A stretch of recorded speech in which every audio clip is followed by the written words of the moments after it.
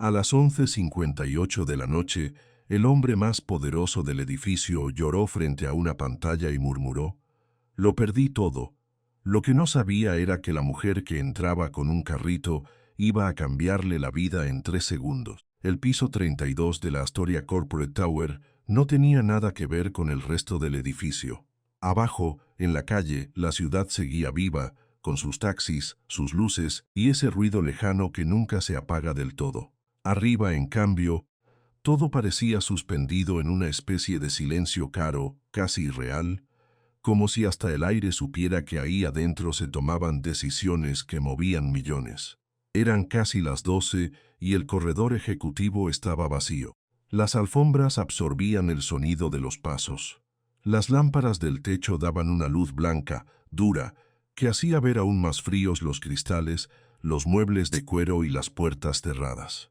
Al final del pasillo, detrás de un despacho con la puerta apenas entreabierta, se escuchaba una respiración rota, pesada, la de un hombre que había pasado de la rabia al cansancio y del cansancio al derrumbe.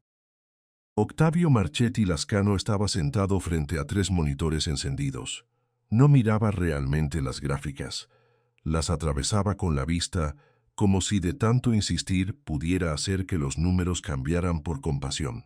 La corbata estaba aflojada, la camisa desordenada, una mano hundida en el cabello, la otra apoyada sobre el escritorio de cristal con una fuerza que delataba lo cerca que estaba de romper algo. No lloraba con elegancia, ni en silencio heroico, ni de esa manera que la gente imagina cuando piensa en un hombre rico derrotado. Lloraba como lloran los que no están acostumbrados a perder. Como si le costara aceptar que el mundo seguía girando afuera mientras su vida se desarmaba encima de una pantalla. En la central, los gráficos seguían descendiendo, rojo sobre rojo, velas que caían, alertas que parpadeaban una y otra vez. Había mensajes técnicos abiertos en una esquina, líneas de datos corriendo sin pausa y una sensación insoportable de urgencia que había llenado el despacho desde hacía horas. Octavio pasó la palma por la cara, respiró hondo y murmuró, casi para sí mismo: «Lo perdí todo». No era solo una frase, era una rendición. Detrás de él el resto psicoaba en calma, pero era una calma rara e incómoda, como si el edificio entero estuviera esperando que algo terminara de romperse. Afuera del despacho, la puerta del corredor se abrió apenas, lo suficiente para dejar entrar una corriente de aire más frío. Y entonces apareció ella. Empujaba un carrito de limpieza con ruedas gastadas, una cup metálica, un paño doblado con precisión y una bolsa negra colgando de un lado. Nada en su aspecto llamaba la atención a primera vista. Uniforme sencillo, zapatos cómodos, el cabello recogido con practicidad y ese gesto sereno que suelen tener las personas que no necesitan demostrar nada para seguir adelante. Se llamaba Esmeralda Beltrame Quinteros. Para cualquiera que la hubiera visto esa noche, era solo una empleada del turno nocturno, una mujer más de las tantas que mantenían vivo el edificio cuando todos los demás se iban a dormir. Invisible, discreta, casi transparente, de esas personas que los ejecutivos cruzan sin mirar, porque la costumbre les enseña a no detenerse ante quien lleva uniforme de servicio. Pero Esmeralda no era una mujer común, eso no se veía de inmediato, se intuía, en la forma en que observaba sin parecer que observaba, en la manera en que dejaba el carrito junto a la pared con una exactitud que no era improvisada, en la calma extraña de sus movimientos, una calma que no tenía nada que ver con la sumisión, sino con otra cosa más profunda, más antigua. Del hombro le colgaba una mochila pequeña.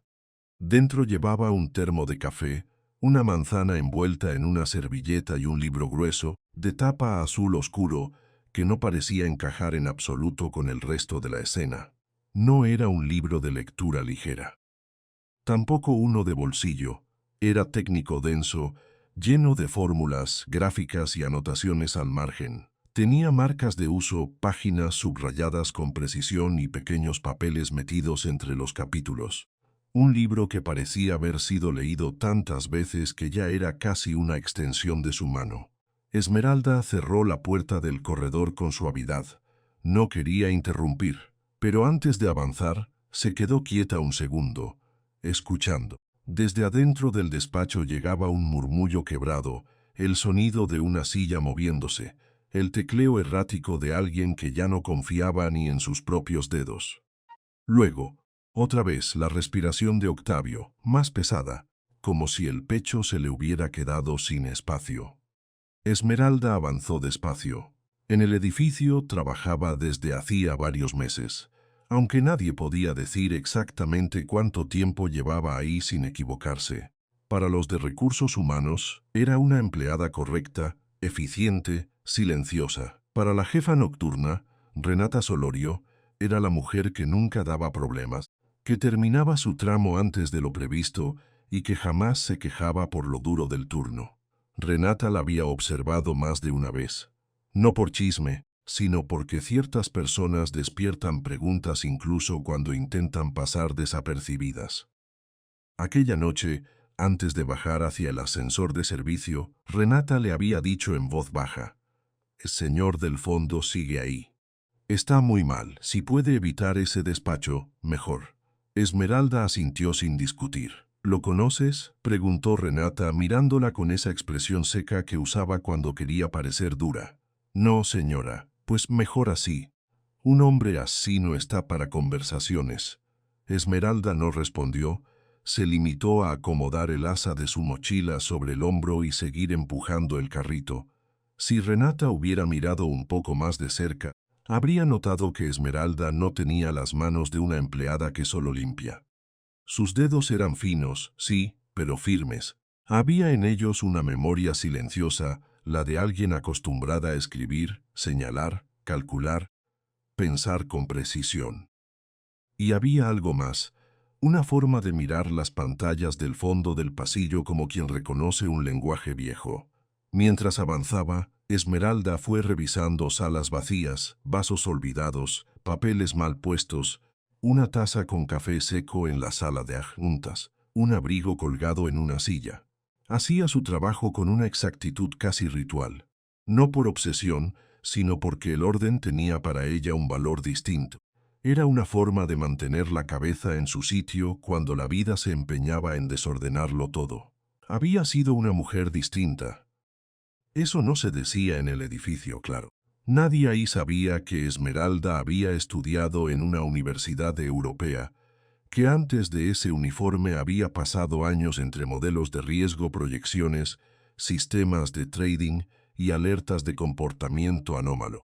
Nadie sabía que alguna vez trabajó en una mesa cuantitativa, rodeada de hombres que hablaban demasiado rápido y entendían demasiado poco. Tampoco sabían que su padre, don Ezequiel Beltrame Olmedo, profesor de matemáticas aplicadas, le había enseñado desde niña a leer los números como otros leen las caras. «Los números no inventan», le decía él. «La gente sí, aprende a distinguirlos». Esmeralda recordaba esa voz con una claridad dolorosa. También recordaba otras cosas. Una casa pequeña, libros apilados en la mesa, tardes enteras resolviendo ejercicios mientras su padre corregía con paciencia infinita. Recordaba la ilusión de una vida que parecía destinada a crecer. Y luego recordaba el golpe, el accidente, la pérdida.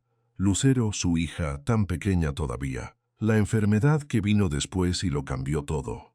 Las noches en hospitales, los ahorros evaporándose, la vida convirtiéndose en una secuencia de decisiones imposibles. Vender lo que tenía, dejar la carrera, guardar silencio, sobrevivir. Lo profesional quedó atrás para poder sostener lo urgente. Lucero había sobrevivido. Eso era lo que importaba. Había crecido, estaba estudiando medicina y no tenía idea de todo lo que su madre había dejado por ella. Tal vez intuía una parte, tal vez no. Esmeralda nunca había querido cargar a su hija con ese peso.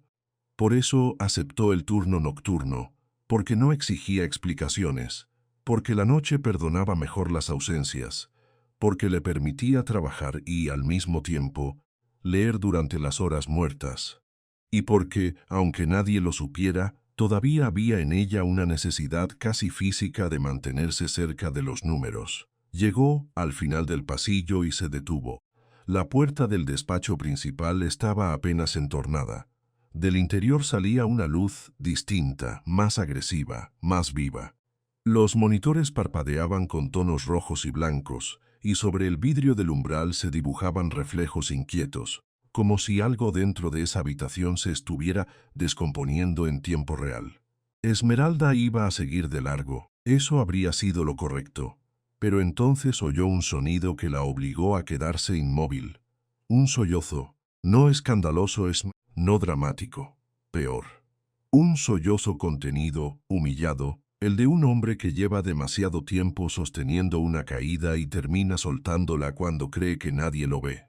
Esmeralda bajó la mirada por un instante, luego la levantó otra vez hacia la puerta.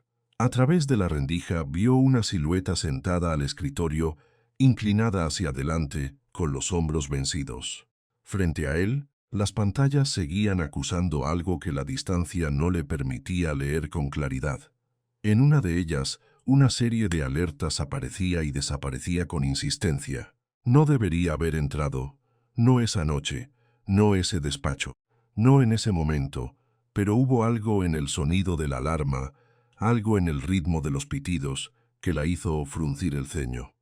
Esmeralda se acercó un paso más, sin darse cuenta de que ya estaba cruzando una línea invisible. 3 tonos cortos, pausa. 3 tonos cortos otra vez. Su respiración cambió. Aquel patrón no era casual, lo había visto antes, o más bien lo había estudiado. Era el tipo de secuencia que se usa para marcar una ejecución fuera de parámetro, un aviso técnico de sistemas financieros que no se dispara por una simple caída del mercado, sino por una anomalía interna. Esmeralda sintió un frío súbito en la nuca, miró el carrito, miró la puerta, pensó en seguir adelante, pensó en Renata, pensó en Lucero, pensó en la costumbre de desaparecer, que se le había vuelto un mecanismo de defensa tan natural como respirar. Pero la alarma volvió a sonar, y esta vez, entre los tonos, hubo una variación mínima, tan pequeña que a cualquiera se le habría pasado por alto. A ella no. Esmeralda se quedó muy quieta. No era una falla cualquiera, no era un desplome de mercado. Era otra cosa, algo más preciso, más limpio, más técnico. Una irregularidad que no se comportaba como una crisis externa, sino como una huella interna. Levantó la mano y tocó la puerta con los nudillos. Solo una vez. Del otro lado la voz de Octavio sonó apagada, rota. Ya dije que no entrara nadie. Esmeralda tragó saliva. Podía retroceder. Podía fingir que no había escuchado nada, pero la frase le salió sola, calma, baja, casi respetuosa. Disculpe, señor, soy del servicio de limpieza. Solo quería avisar que estoy aquí. Hubo un silencio largo. Luego, otra vez la voz, más cansada que molesta. Haga lo que tenga que hacer. Esmeralda empujó la puerta con cuidado. La escena del despacho la recibió como un golpe mudo.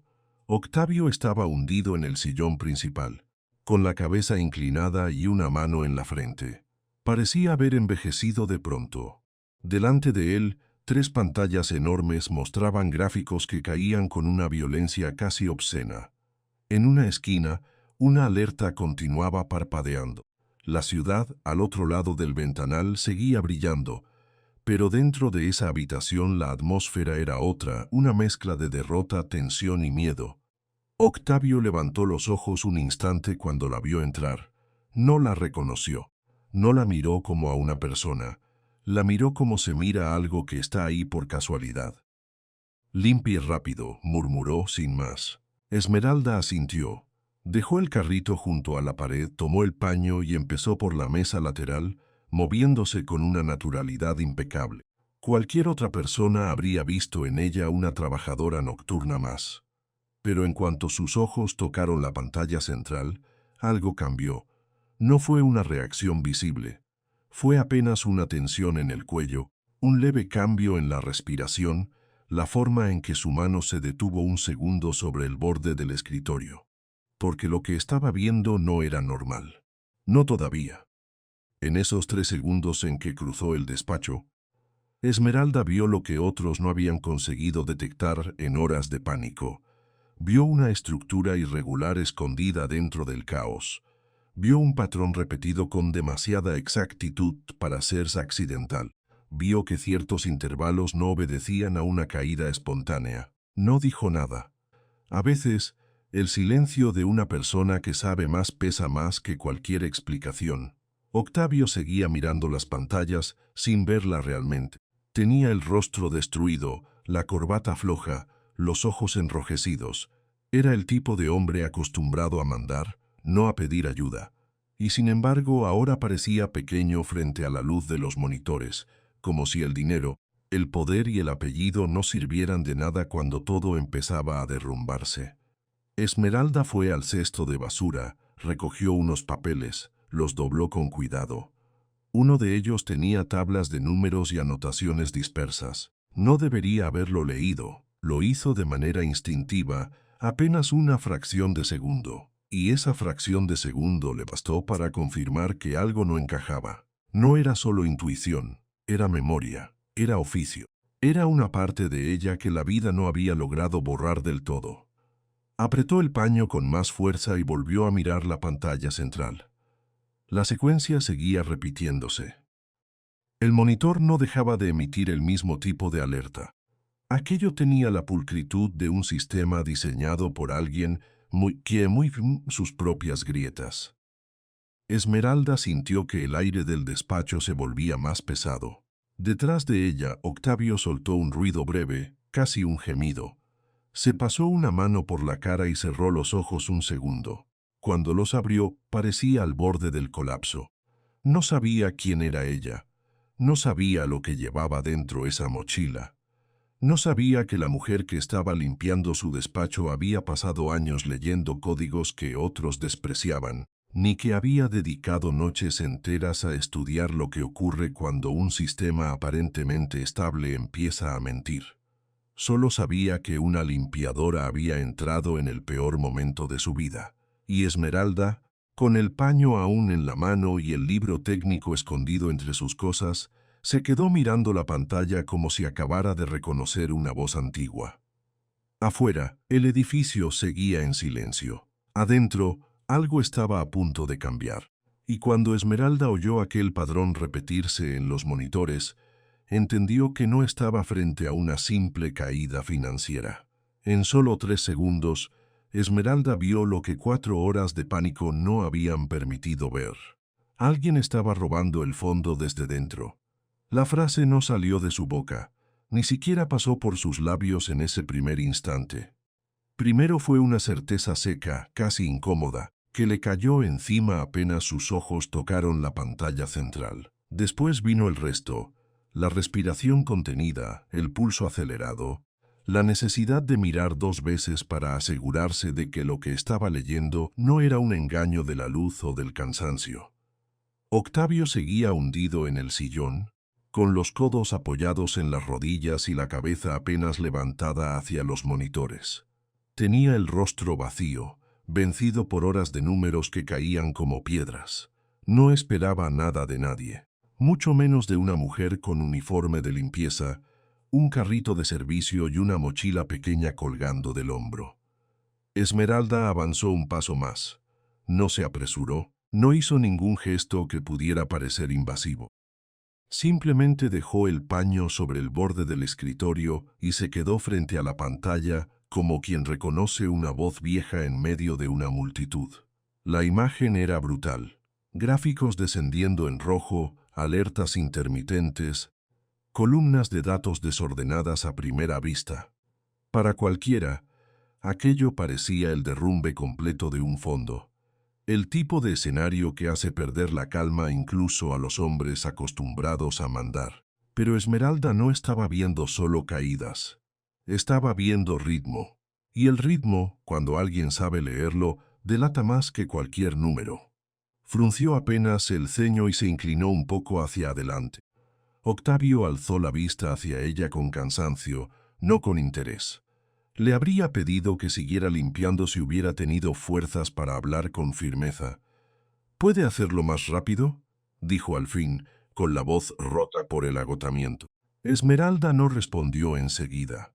Sus ojos estaban clavados en la secuencia de ejecuciones que corría por la pantalla secundaria. Deslizó un dedo por el aire, señalando sin tocar, como si ordenara mentalmente una serie invisible. «No es una caída limpia», murmuró. Octavio soltó una risa breve, sin humor. «Eso ya lo sé». Ella siguió mirando. «No», dijo esta vez con más precisión. «Usted cree que es una caída porque eso es lo que la pantalla quiere mostrarle. Pero la caída no tiene esta cadencia». Ahora sí, Octavio giró un poco más la cabeza. La observó por primera vez con algo más que impaciencia. No con confianza todavía, pero sí con una curiosidad cansada. Esmeralda tomó aire. Había pasado años sin hablar así. Años sin que su voz ocupara una habitación donde nadie la esperaba. Lo había olvidado casi por completo. Pero cuando vio esa secuencia, algo dentro de ella se acomodó de nuevo en su sitio. Era como volver a entrar a un lugar conocido después de mucho tiempo. «Mire aquí», dijo, acercándose al monitor central. «Las operaciones no están cayendo de forma aleatoria. Hay una repetición cada cierto bloque. No es visible si uno mira el gráfico general, pero sí si sigue la ejecución milisegundo por milisegundo». Octavio entrecerró los ojos. «¿Qué está diciendo exactamente?» Esmeralda pasó la mirada de una columna a otra. «Que el sistema está maquillando una intervención». Él se quedó quieto, no porque entendiera del todo, sino porque la forma en que ella lo decía no sonaba a intuición improvisada, sonaba a algo trabajado, a alguien que había pasado demasiado tiempo frente a estructuras parecidas. Octavio dejó caer la espalda contra el respaldo del sillón. «¿Quién es usted?» La pregunta no llevaba todavía respeto, llevaba sospecha. Esmeralda bajó la vista apenas un segundo, como si eligiera por dónde empezar sin decir más de lo necesario. «Alguien que ha visto antes este tipo de patrón. No me sirve alguien». Ella aceptó el golpe sin cambiar el gesto.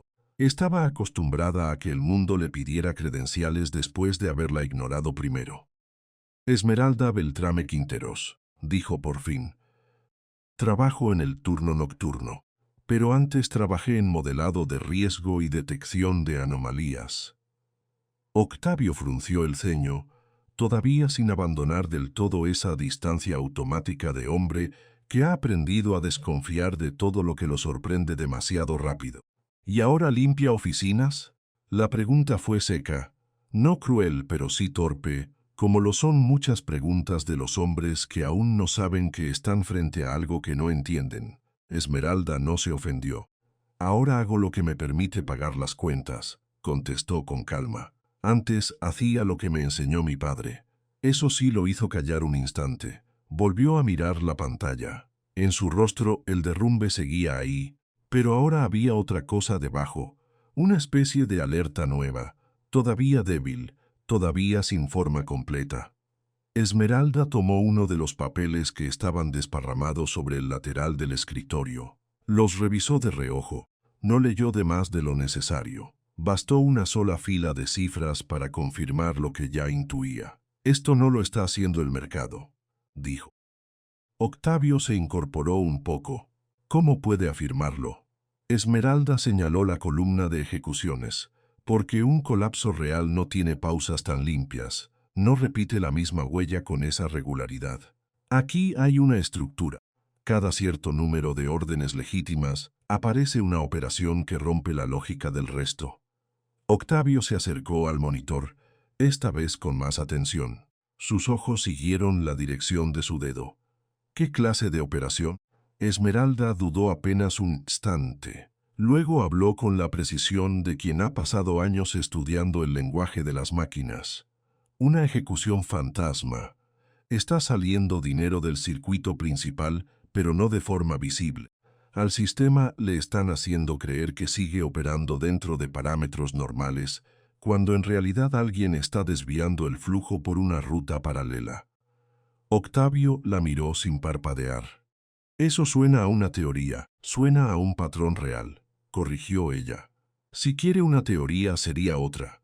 Que alguien con acceso profundo al motor algorítmico preparó esto para parecer una falla de mercado». Pero no lo es. La tensión en el despacho cambió. Ya no era solo la desesperación de un hombre que cree haberlo perdido todo. Empezaba a abrirse otra posibilidad, más peligrosa que la primera, la posibilidad de una traición. Octavio se levantó despacio del sillón. Se quedó de pie frente a ella, mucho más cerca ahora. Esmeralda no retrocedió. Sostenía la mirada con una serenidad que desarmaba más que cualquier tono altanero. ¿Usted me está diciendo que alguien me está robando?, preguntó él, en voz baja. Le estoy diciendo que el sistema está siendo manipulado desde adentro. ¿Y cómo demonios lo sabe en 3 minutos? Esmeralda no respondió enseguida. Por un segundo, la imagen de otro tiempo le cruzó la cabeza. Una mesa llena de hojas, una pizarra cubierta de fórmulas, la voz de su padre marcando una secuencia con paciencia infinita.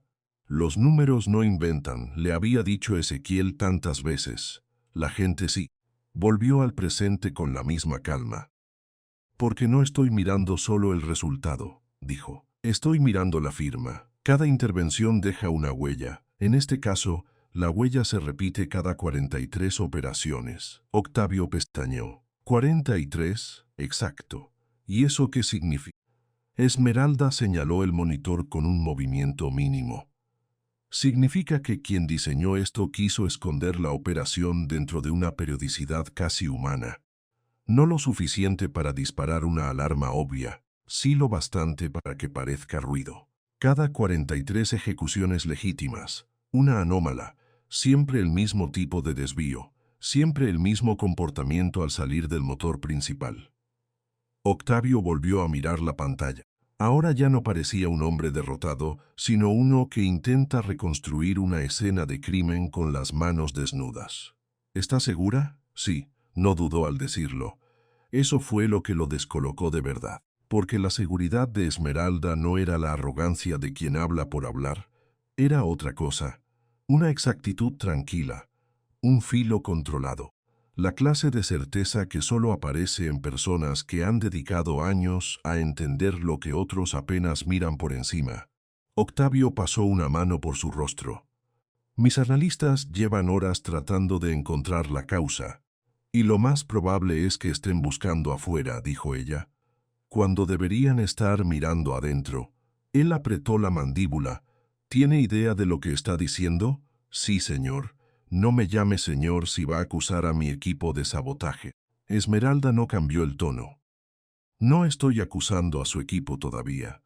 Estoy diciéndole que el patrón no corresponde a un pánico natural del mercado. Y si el patrón no viene del mercado, viene de alguien que conoce cómo funciona el sistema desde dentro. Octavio la observó en silencio. Su enojo empezaba a mezclarse con otra cosa menos cómoda, la necesidad de escucharla. Y eso lo irritaba más que la noticia en sí, porque en medio de su hundimiento, la única persona que parecía ver con claridad era justamente la mujer que él había tomado por invisible al entrar. No. Esmeralda caminó un poco más alrededor del escritorio, sin perder de vista los monitores. Su mochila rozó la pierna del sillón. El libro de tapa azul siguió allí, pesando como una evidencia muda. Octavio lo notó. ¿Qué lleva ahí? Ella tardó un segundo en entender a qué se refería. Luego bajó la vista hacia la mochila. ¿Un libro? ¿Un libro técnico? Sí. ¿Y viene con él al turno de limpieza? Esmeralda dejó escapar una exhalación breve, casi parecida a una sonrisa, aunque no llegó a serlo. A veces uno no deja de ser quien fue solo porque la vida lo empuje a otra cosa. Esa respuesta lo dejó quieto. No era una frase preparada para impresionar. Sonaba real, demasiado real. Octavio desvió la mirada hacia las gráficas otra vez. Volvió a la pantalla central, esta vez con un foco distinto. Esmeralda aprovechó ese segundo de atención y señaló la secuencia exacta que había detectado. «Vea este tramo», dijo. «Aquí, aquí y aquí». Cada grupo de órdenes parece actuar dentro de la lógica normal, pero entre medio hay una operación desplazada. Si yo tuviera que explicarlo de forma simple, diría que hay un doble movimiento, uno visible para proteger la apariencia y otro invisible para sacar valor. ¿Y por qué nadie lo detectó? porque está diseñado para eso, para parecer ruido estadístico, para agotarlo a usted, para que termine creyendo que la crisis es solo emocional y no técnica. Octavio guardó silencio. La pantalla iluminaba su rostro con una luz fría. Por primera vez desde que Esmeralda había entrado, no parecía solo cansado, parecía realmente asustado. ¿Cuánto tiempo lleva pasando esto?, preguntó al fin. Ella revisó otra línea. No puedo asegurarlo todavía, pero suficiente como para dejar rastro en varios bloques. Si cruzamos el log de hoy con los anteriores, va a aparecer más de una coincidencia. Octavio la miró de lado. Habla como si supiera exactamente qué buscar. Esmeralda no apartó la vista de la pantalla, porque sé qué buscar. Él se quedó callado unos segundos más. Luego dio un paso hacia el escritorio, tomó la silla giratoria y la arrastró un poco hacia ella, como si necesitara acercarse físicamente a la posibilidad de una respuesta. «Explíquemelo otra vez», dijo, más bajo ahora, sin tecnicismos innecesarios. Ahí cambió algo. La desconfianza no desapareció, pero se agrietó. Esmeralda entendió que podía hablarle de verdad. Se cruzó de brazos por un instante, pensando cómo resumir algo complejo sin traicionarlo. Imagine que usted tiene un sistema que ejecuta órdenes de inversión de forma automatizada, dijo. Ese sistema aprende a comportarse dentro de ciertos límites. Todo bien hasta ahí. Ahora imagine que alguien, con acceso suficiente, inserta una serie de operaciones que no altera la forma externa del gráfico, pero sí drena pequeñas porciones del fondo hacia otra ruta. Si el volumen es pequeño, el sistema lo disimula. Si el patrón es repetible, parece estadística. Si además se hace cada 43 movimientos, el cerebro humano lo toma como ruido y sigue de largo. Octavio la escuchaba sin interrumpir. En cambio, continuó ella, un modelo entrenado para detectar anomalías ve otra cosa. Ve que la supuesta aleatoriedad tiene estructura. Ve que el error no es error. Ve que alguien está usando el mismo motor para esconder la mano. La última frase cayó fuerte en el despacho. Alguien está usando el mismo motor para esconder la mano. Octavio repitió la idea en silencio, como si necesitara probar si realmente cabía en la realidad. ¿Y ese alguien tendría acceso al motor?, preguntó. Esmeralda asintió. Sí, o al menos a una parte crítica del sistema. ¿Quién? La pregunta quedó flotando entre los dos. Esmeralda no respondió de inmediato, no porque no tuviera una sospecha, sino porque todavía no quería lanzar un nombre sin certeza. Octavio lo notó. Usted sabe algo más. Sé que esto no lo hace un operador externo. Sé que hay una firma interna. Y sé que el acceso no es amplio. Entonces alguien muy cercano al sistema tuvo que tocarlo. Octavio apretó los labios. El silencio que siguió ya no era de dolor, era de cálculo. Se quedó mirando la pantalla, luego a Esmeralda, luego otra vez a la pantalla, como si intentara encajar una pieza que no quería encajar por el lugar correcto. ¿Cuántas personas tienen acceso real al motor algorítmico?, preguntó al fin. Esmeralda sostuvo la respiración por una fracción de segundo. Era la pregunta importante, la verdadera. Octavio respondió con lentitud, cada palabra más pesada que la anterior. Muy pocas. Ella lo miró. ¿Cuántas? Él tardó en decirlo como si el número en sí ya le doliera. Yo y mi socio fundador. Esmeralda no reaccionó de inmediato, solo dejó que el nombre no dicho se acomodara en el aire. Octavio siguió mirando la pantalla, pero su voz cambió. Bajó, se endureció. Se volvió la de un hombre que acaba de empezar a entender una verdad insoportable. Iván Bermúdez Salcedo. En el despacho quedó un silencio raro, casi físico. Esmeralda no apartó la vista de Octavio. Ya no necesitaba mirar las pantallas para saber que la historia acababa de entrar en otra fase. La sospecha había encontrado un rostro, y cuando una sospecha tiene rostro, deja de ser una intuición y empieza a volverse peligro. Octavio se pasó una mano por la frente y soltó el aire despacio. Se quedó inmóvil, como si el nombre le hubiera caído encima con el peso exacto de una traición que todavía no estaba listo para aceptar. No, murmuró, aunque no sonó como una negación real. Sonó como alguien tratando de retrasar la realidad unos segundos más. Iván no. Esmeralda no dijo nada. A veces el silencio, en el momento justo, hace más ruido que cualquier respuesta. Octavio volvió a levantar la cabeza. Tenía los ojos húmedos otra vez, pero ya no de derrota, de incredulidad. Si usted tiene razón, empezó. Esmeralda terminó la idea por él, en voz baja. Entonces alguien dentro de su propia empresa está vaciando el fondo mientras usted cree que pelea contra el mercado. Octavio cerró los ojos un instante. Cuando los abrió, la habitación ya no era la misma.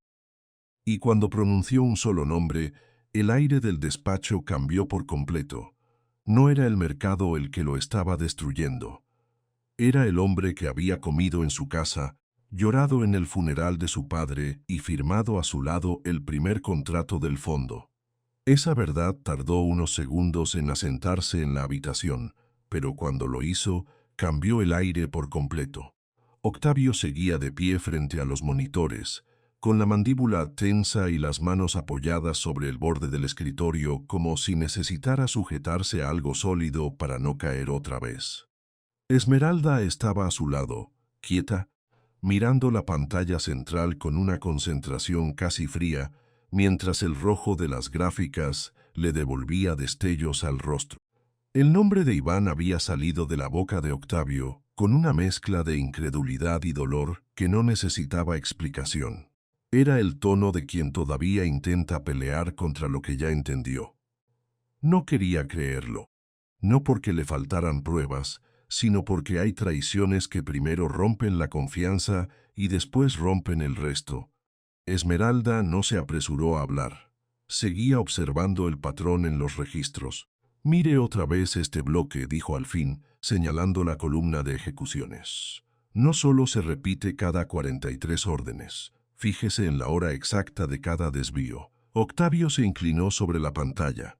¿Qué tiene? Siempre cae en ventanas en las que el control humano está más bajo. Cambio de turno, reuniones, descanso, horas en las que la supervisión directa baja aunque el sistema siga corriendo. Octavio apretó la boca. Lo entendía demasiado bien. O sea que alguien lo diseñó para pasar desapercibido cuando aquí había menos ojos. Exacto. Él se giró despacio hacia ella. ¿Y cuánto tiempo lleva así? Esmeralda hizo un cálculo rápido con la vista. No menos de varias semanas, quizá meses. Lo suficiente como para que una persona con acceso, paciencia y una razón muy clara pudiera ir sacando valor sin levantar una alarma visible. Octavio soltó una risa corta, seca, sin humor. Una razón muy clara. Cuando alguien hace esto, casi nunca es solo por dinero, respondió ella. También puede ser por miedo, presión o por un acuerdo más grande detrás. Octavio volvió a mirar la pantalla, pero ya no veía solo números. Ahora veía una mano invisible moviendo piezas dentro de la casa que él creía conocer. Sacó el teléfono del bolsillo, lo sostuvo un segundo sin marcar. Luego lo dejó sobre el escritorio otra vez. Si llamo a mi equipo ahora, van a entrar en pánico, murmuró. Entonces no llame todavía, dijo Esmeralda. Primero documente. Ella tomó la libreta que él había dejado junto al teclado y empezó a arar con letra rápida, limpia, casi mecánica. Patrón cada 43. Desvío en ventanas de baja supervisión. Firma interna, posible ruta paralela. Octavio la observó escribir como si de pronto hubiera entendido que aquella mujer no estaba improvisando. Estaba trabajando, con método, con memoria, con una disciplina que no nace de la noche a la mañana. Usted hace esto como si hubiera vivido en esto, dijo. Esmeralda no levantó la vista de la libreta. Lo hice. La frase quedó flotando. Octavio se sentó por fin en la silla, pero no porque estuviera más tranquilo. Al contrario, se sentó como quien empieza a sentir el peso real de lo que está pasando. ¿Dónde trabajó antes? Esmeralda cerró la libreta un segundo, dudó apenas. En una mesa cuantitativa. En otra vida, diría usted. ¿Y qué pasó con esa vida? Ella tardó en responder. No porque le molestara, sino porque no acostumbraba a hablar de eso. Había cosas que uno entierra tan hondo que cuando vuelven traen tierra también. Pasó Lucero, dijo al fin, y pasó la enfermedad. Octavio la miró en silencio, esperando que siguiera si quería. Esmeralda apoyó una mano en el respaldo de la silla, no para descansar, sino para sostenerse dentro de la conversación. Cuando mi hija era pequeña, se enfermó de verdad. No de esas cosas que se resuelven en 2 consultas. Fue largo, caro, agotador. Mi esposo ya había muerto y yo era lo único que tenía que mantenerla en pie. Vendí todo lo que podía vender. Dejé el trabajo, dejé el país, dejé la carrera, dejé hasta la idea de que iba a volver a ser la misma mujer. Octavio no interrumpió. Por primera vez en horas, él estaba escuchando algo que no tenía que ver con mercados y sí con vida. ¿Y no pudo regresar después?, preguntó en voz muy baja. Esmeralda negó con la cabeza. Cuando Lucero salió adelante ya era tarde para muchas cosas. El mundo siguió sin mí. Mi currículum envejeció. Mis contactos desaparecieron. Los puestos para los que yo estaba preparada ya tenían otras caras, otros nombres, otras promesas. Nadie quiere contratar a una mujer que estuvo años fuera, aunque esa mujer sepa más que ellos. El tono no era de queja, era de hecho consumado. Octavio bajó la mirada. Lo siento. Esmeralda soltó una exhalación breve. No hace falta, mi hija vive. Eso era lo importante. Hubo un silencio pequeño, denso. Entonces Octavio volvió a la pantalla con un movimiento brusco, como si necesitara refugiarse otra vez en el problema técnico para no quedarse atrapado en lo personal. Explíqueme el patrón otra vez, pero desde el principio. Quiero poder verlo como usted lo ve. Esmeralda se acercó al monitor central y apoyó el índice sobre una línea de datos. Bien. Imagine que el fondo hace miles de ejecuciones legítimas. Todo parece normal. De pronto, en intervalos exactos, aparece una instrucción que no rompe el sistema, pero sí reorienta una parte mínima del flujo. Esa fracción sale del circuito principal y termina en una ruta que no aparece en el monitoreo habitual. Octavio frunció el ceño. ¿Una ruta fantasma? Sí, y está disfrazada para parecer una operación de cobertura. Si el valor desviado es pequeño, nadie lo nota de inmediato, pero, acumulado durante semanas, drena una cantidad seria. ¿Y cómo se oculta en los reportes? Con 2 capas. La primera, la apariencia de normalidad. La segunda, la repetición exacta. Parece aleatorio, pero no lo es. Quien lo hizo no quería esconder un golpe grande. Quería esconder muchos golpes pequeños. Octavio se pasó una mano por el rostro, pensativo. Eso no lo hace cualquiera, no. Y tampoco se improvisa de un día para otro. Él se quedó quieto unos segundos más. Después abrió la carpeta de accesos del sistema y empezó a revisar nombres. El despacho quedó en silencio, salvo por el tecleo rápido y el zumbido leve de los monitores. Esmeralda se inclinó para ver la lista. Había pocos usuarios con acceso profundo al motor algorítmico. Octavio, Iván, un par de ingenieros de soporte con permisos limitados y un par de credenciales de administración que se usaban solo en emergencias. Ese acceso no lo tiene medio edificio, dijo ella.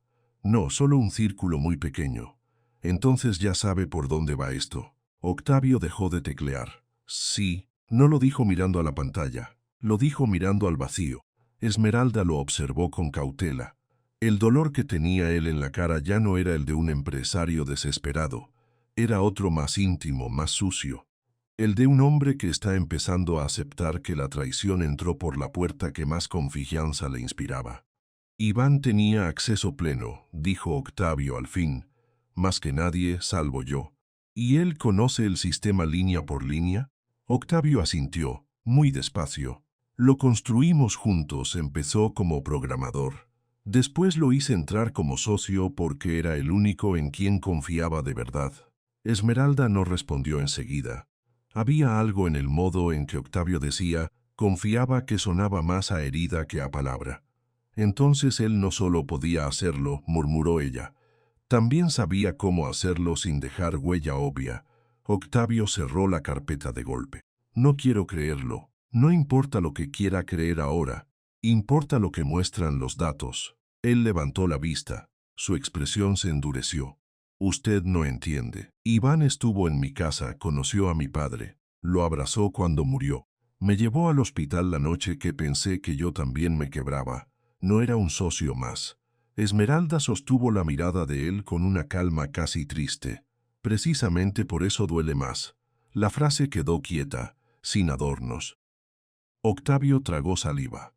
Había algo humillante en ser visto con tanta precisión por una mujer a la que había mirado sin ver durante años. Pasaron unos segundos. Si esto es Iván, dijo por fin, entonces no está solo. Esmeralda alzó una ceja. ¿Por qué dice eso? Octavio abrió otra carpeta en la computadora, esta vez la de correos sincronizados con el servidor externo. Le costó un instante encontrar lo que buscaba. Cuando lo hizo, apretó la mandíbula. Porque lleva semanas reuniéndose con un grupo de inversionistas asiáticos. Esmeralda se acercó más al monitor. Las líneas de correo estaban ocultas bajo nombres genéricos y asuntos que no decían nada. Pero el contenido, una vez descifrado, era más claro de lo que debería ser. Octavio fue abriendo uno por uno. Había propuestas de entrada, términos de caución, porcentajes de control y una cláusula que se repetía con insistencia. Si el fondo entraba en estado de estrés operativo, el grupo externo podía activar una compra de emergencia a precio rebajado. Esmeralda leyó en silencio. Esto estaba armado para después de la crisis, dijo. No, corrigió Octavio, con una voz más dura. Esto estaba armado para fabricar la crisis. Ella levantó la vista hacia él. Exacto. Octavio pasó al siguiente correo. La fecha era de hace más de 2 meses, después otro, y otro. Cada mensaje tenía la misma lógica. Iván prometía una ventana de oportunidad, el fondo asiático pedía urgencia, y ambos parecían esperar que el fondo quedara debilitado lo suficiente como para que la entrada fuera casi una toma forzada. La piel de Octavio cambió de color apenas. Lo que veía no era una negociación agresiva. Era un plan. Mírelo aquí, dijo Esmeralda, señalando un párrafo. Hablan de Presión de liquidez, de necesidad de reestructuración y de ventana óptima antes del cierre trimestral. No están buscando comprar barato por casualidad. Quieren que usted parezca inestable. Octavio leyó esa línea varias veces. Yo les dije que no 3 veces. Entonces aceleraron. Él cerró la computadora de un golpe suave, no violento, pero sí definitivo. Se quedó mirando el escritorio como si fuera un lugar contaminado. Mi socio me estaba entregando. Esmeralda no dijo sí, no hacía falta. Había en la forma en que Octavio bajó la cabeza una derrota mucho más dolorosa que cualquier pérdida financiera. Porque el dinero se puede recuperar. La confianza no tan fácil. ¿Por qué ahora?, preguntó él, casi para sí mismo. ¿Por qué hacer esto después de tantos años? Esmeralda lo pensó un instante. Porque cuando alguien planifica algo así, no empieza cuando lo hace visible. Empieza mucho antes. Primero se acostumbra a mentir pequeño. Después a ocultar cosas medianas. Luego ya puede traicionar sin temblar. Octavio la miró con una mezcla extraña de amargura y gratitud. Como si la dureza de su frase fuera la única honestidad que quedaba en la sala. Usted habla como quien ha visto caer gente de cerca. Esmeralda no apartó la vista del monitor. He visto caer familias, que a veces es peor. Eso lo hizo callar. La conversación se quebró en un silencio pesado. Fue entonces cuando el teléfono interno del escritorio vibró una vez. Después otra. Octavio no lo levantó. Esmeralda miró la pantalla. No lo deje sonar demasiado, dijo ella. Octavio respondió con un gesto corto y activó el altavoz solo para revisar quién llamaba. Era una extensión interna del área legal. Aún no contestes, murmuró Esmeralda, pero ya era tarde. La pantalla mostró el nombre, Caterina Vivanco Roldán. Octavio miró a Esmeralda un segundo, como pidiendo una autorización silenciosa. Conteste, dijo ella. Si ella llama a esta hora, es porque algo grave ya está moviéndose. Octavio levantó el auricular. Caterina. La voz al otro lado llegó rápida, firme, sin preámbulos. Octavio, necesito que me escuches sin interrumpir. Me acaba de llegar una alerta de un contacto del entorno regulatorio. Hay movimientos extraños en la estructura de tus posiciones. Alguien está preparando una narrativa de crisis. Y además un despacho externo de inversión acaba de pedir verificación de datos con un interés inusual en el fondo. Octavio cerró los ojos un segundo. ¿Los asiáticos? Sí. ¿Qué pasó? Él miró a Esmeralda, como si quisiera responder con una frase exacta y no tuviera tiempo de pensarla. Tenía razón, alguien está vaciando el fondo desde adentro. Hubo un silencio breve al otro lado. ¿Quién? Octavio tragó saliva. Iván. La pausa que siguió fue distinta. No era incredulidad pura. Era cálculo legal entrando en velocidad máxima. No digas nada más por teléfono, dijo Caterina. Voy para allá ya. ¿Hay pruebas? Octavio miró la computadora cerrada. Luego la libreta de Esmeralda, luego la pantalla central. Sí, creo que sí. Pero necesito que las vea alguien que sepa ponerlas donde duele. Entonces no cuelgues. Llego en 20 minutos. La línea se cortó. Octavio dejó el auricular en su lugar y se quedó inmóvil. El peso de la llamada acababa de convertir la sospecha en una urgencia real. Esmeralda lo miró, más atenta ahora a su rostro que a la pantalla. ¿Quién es ella? Mi abogada penalista. Bien. La vamos a necesitar. Octavio soltó una risa breve, sin ganas. La vamos a necesitar, suena demasiado tranquilo para lo que está pasando. Si entra en pánico no sirve, respondió Esmeralda. Y usted tampoco. Eso lo hizo respirar hondo. Por primera vez desde que ella había entrado al despacho, él aflojó los hombros apenas un poco. Abrió de nuevo la carpeta de correos y la dejó desplegada. Esmeralda revisó esas fechas. Todos los mensajes importantes coincidían con reuniones de Iván fuera de la oficina, muchas de ellas registradas como cenas privadas, encuentros familiares o gestiones externas. Usó excusas corrientes, dijo ella, como siempre hacen los que creen que nadie va a mirar. Esmeralda se sentó por un momento en la silla lateral, no por cansancio, sino porque ya tenían suficiente información como para empezar a armar la secuencia completa. Octavio siguió de pie. ¿Quieres saber lo peor?, preguntó él. Ella levantó la cabeza. Ya me imagino varias cosas. Mi padre confiaba más en él que en mí al final. Esmeralda lo observó sin moverse. ¿Por qué dice eso? Octavio apoyó una mano en el respaldo de la silla, como si necesitara estabilidad para contar algo que todavía le pesaba. Cuando mi padre enfermó, yo seguí trabajando. Me convencí de que el fondo no podía parar. Iván iba al hospital. Me cubría. Me decía que yo tenía que seguir. Que él estaba al lado de mi padre, que él se cargaba, y yo le creí. La última palabra sonó amarga. Mi padre murió creyendo que Iván era el hijo que nunca tuvo. Me pidió que lo cuidara. Esmeralda bajó la mirada un momento. Luego habló suave, sin compasión excesiva, porque sabía que a veces la compasión mal puesta humilla. No fue su culpa no ver una traición que todavía no había ocurrido. La culpa empieza cuando uno ve las señales y decide ignorarlas. Octavio la miró de lado. Usted siempre habla como si supiera exactamente cuándo una persona se rompe. Esmeralda se quedó callada. Después respondió con una honestidad que no buscaba simpatía. Porque yo también me rompí, solo que no hice ruido.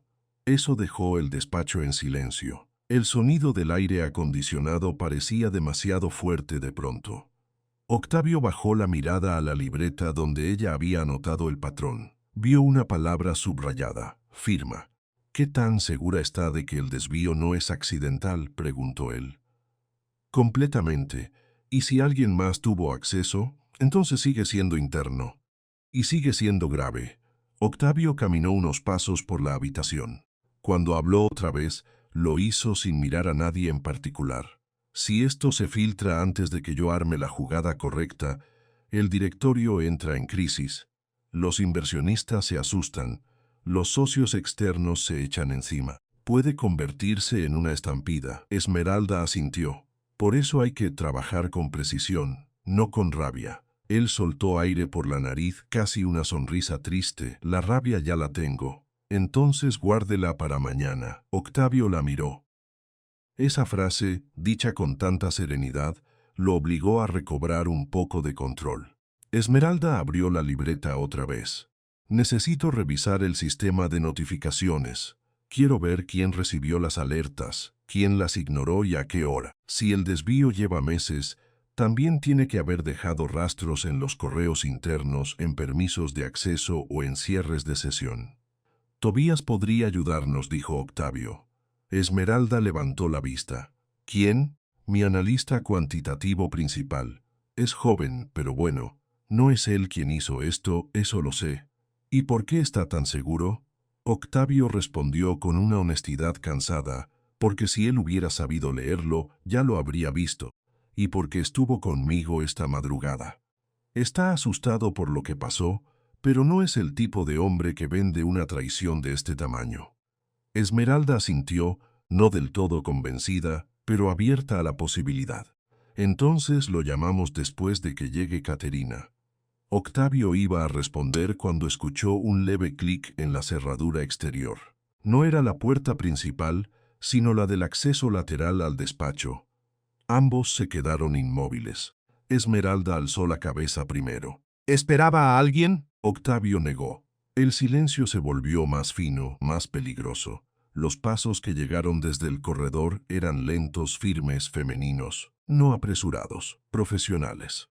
La puerta se abrió apenas y una voz tranquila preguntó desde afuera. ¿Octavio? Exhaló todavía tenso.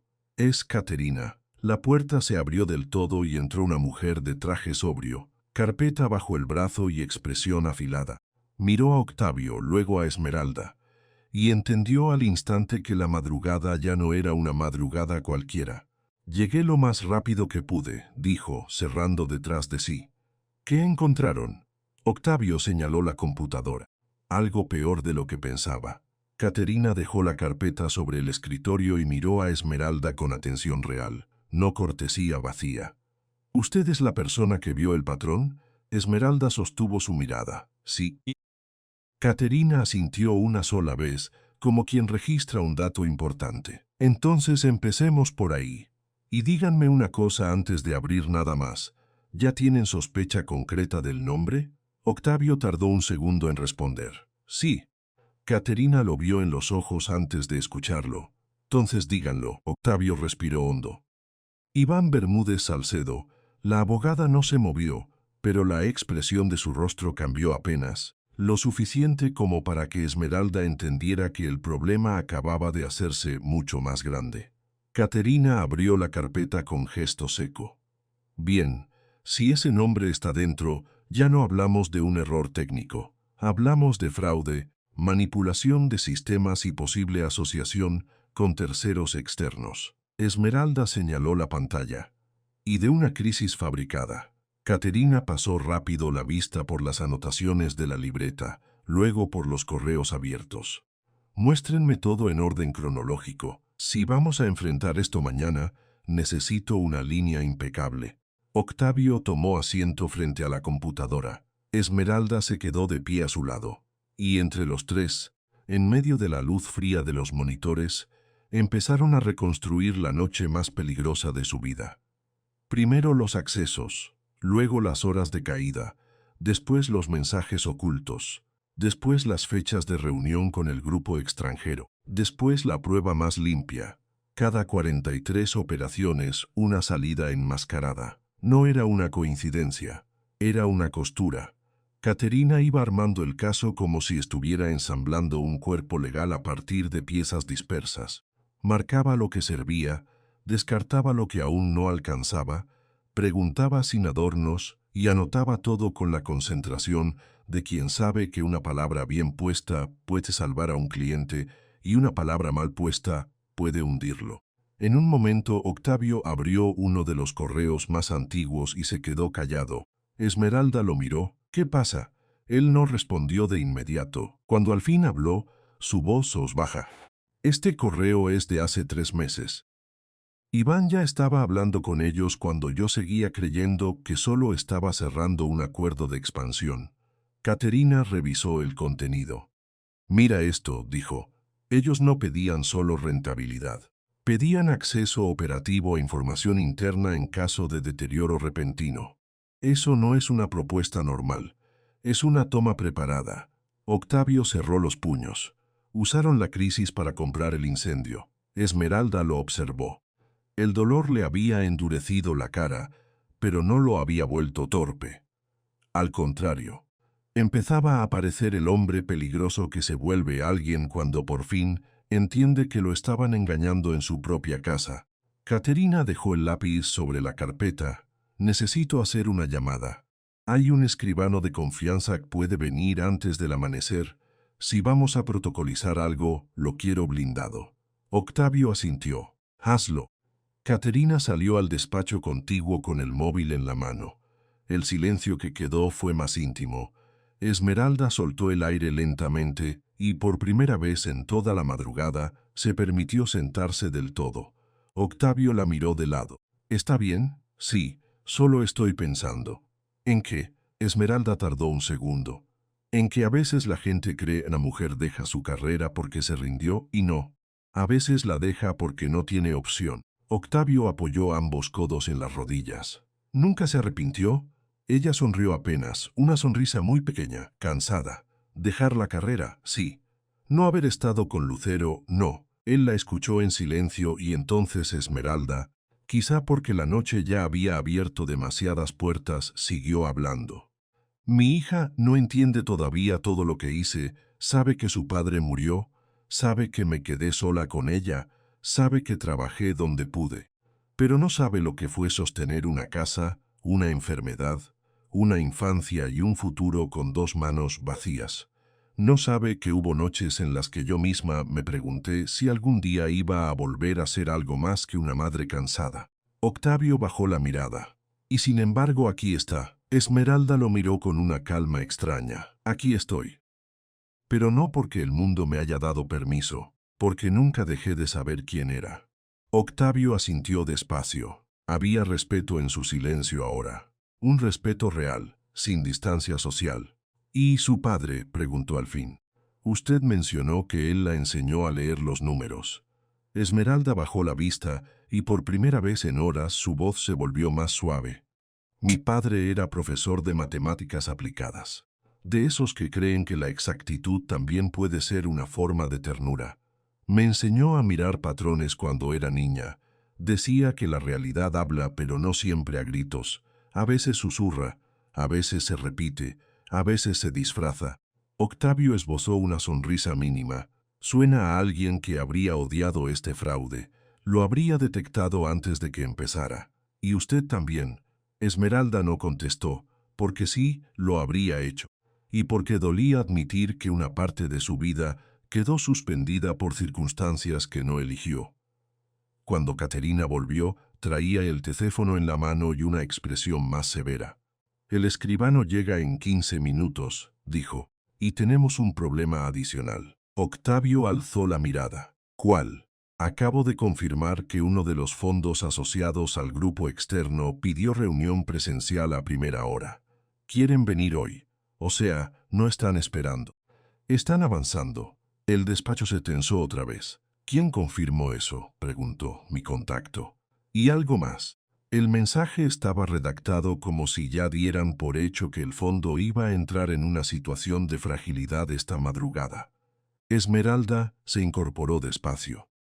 Entonces Iván no solo estaba drenando el fondo, estaba marcando el tiempo para que pareciera inevitable. Caterina asintió. Exacto. Fabricar una urgencia siempre sirve para que otros tomen decisiones rápidas y malas. Octavio pasó una mano por el cabello, exhausto. Quiere venderme la ruina como si fuera una oportunidad. Y con una sonrisa, dijo Esmeralda. Por un segundo los tres callaron. No era solo el golpe financiero, era la arquitectura de la traición. La inteligencia puesta al servicio de algo sucio. Entonces el teléfono personal de Octavio vibró sobre la mesa. Esta vez el nombre en pantalla lo hizo quedarse inmóvil. Esmeralda lo vio antes que él. ¿Quién es? Octavio tardó una fracción de segundo. Iván. Caterina se acercó de inmediato. No contestes todavía. El teléfono siguió vibrando. Una vez, dos, tres. Octavio lo tomó con la mano abierta, miró la pantalla. Y en su cara apareció algo que Esmeralda no había visto desde el inicio de la noche. Miedo, pero ya no por el fondo. Miedo por la conversación que estaba a punto de empezar. «Si responde ahora», dijo Caterina en voz baja, «quiero que active el altavoz». Octavio asintió.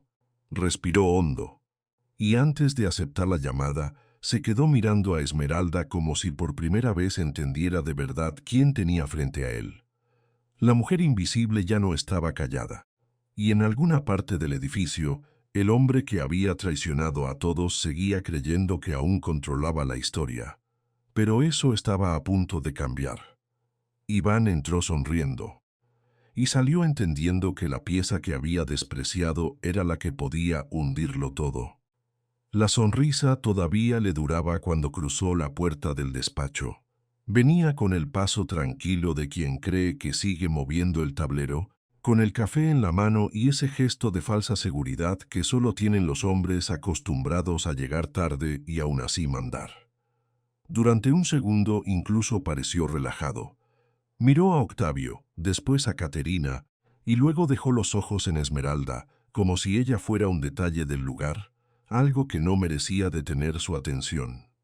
Pero el aire dentro de la sala ya era otro. No había gritos, no había escándalo. Solo una calma demasiado precisa, de esas que aparecen cuando alguien ya tomó la decisión difícil antes de que el otro entre por la puerta.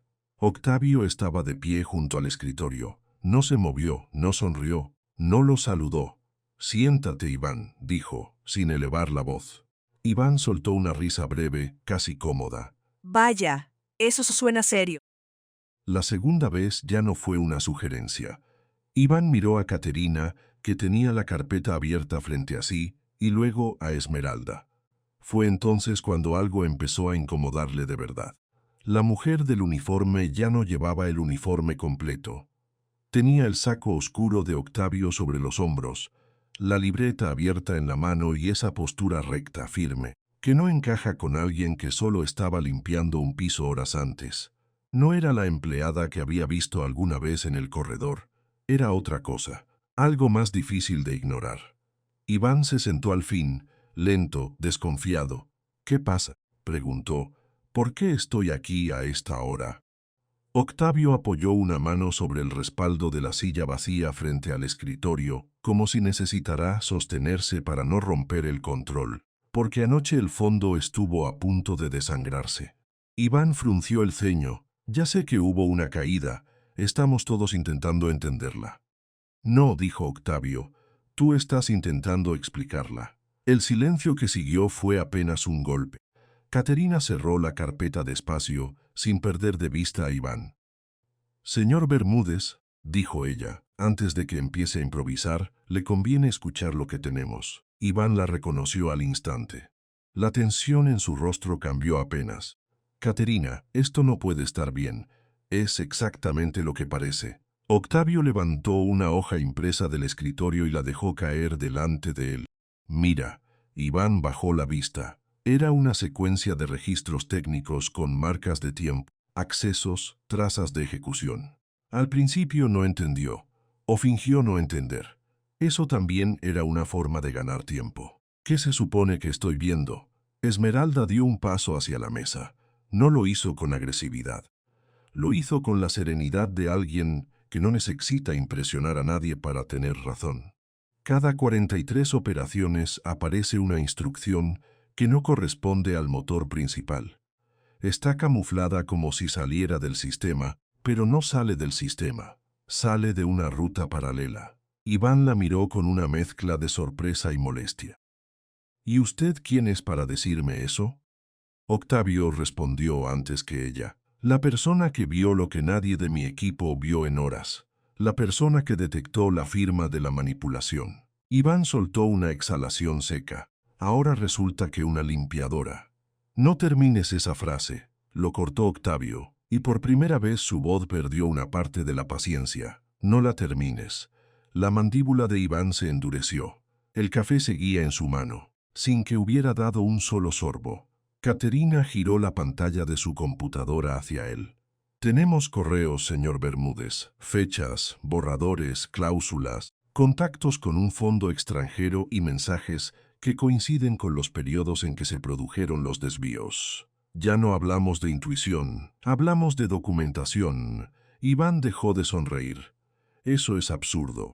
Lo absurdo, dijo Esmeralda, es pensar que nadie iba a notar una salida repetida cada 43 ejecuciones. Él la miró con desdén automático, el mismo desdén con el que mucha gente mira algo que no considera digno de entender.